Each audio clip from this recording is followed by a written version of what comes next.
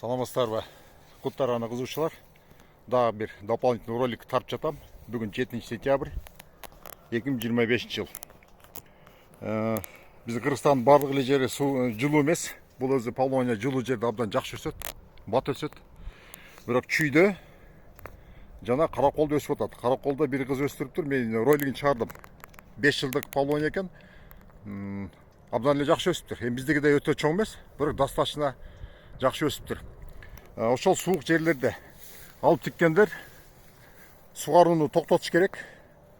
Мына суық түшө баштаганда өткөндө бир клиентим жөнөттүр видеосун. Данияр байке там 0 градус суық болду эле жалбырагым баарын үшүп алып кетти деп. Жалбырагым үшүп ала берди, ничего страшного. Жалбырактан кийин жалбырак чыга берди да. Самый главный биз мына стволун жыгач кылып катырып үлгүрүшүбүз керек биз. Өзүңөр көрүп тургандай карагыла. Ылдый жагы күрөң болуп, жыгач болуп ката түшкөн ылдый жагы. Баш жагы жашыл боюнча. Максат ушу денесин жыгач кылып катырып койсок, бул суукка чыдамдуулугу жогорулайт. Анын үчүн жалбырактарын алып салышыбыз керек. Мен даным эмес. Өзүңөргө эмне удобно болсо ошо менен алсаңар болот. Только мына кожасын этият кылгыла. Стволуна повреждение кылып албагыла. Алсаңар да болот. Мал ничего страшного. Бул өз түшүп калат кийин. Жалбырактар да өз түшөт. Бирок ошого чейин алып, буну денесин жыгач кылып катырып коюшубуз керек.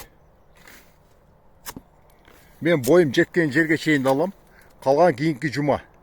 Бул орокко жыгач байлап келип алып, бийгилтен алып чыгам. Азыр боюм жете турган жерге чейин эле алам.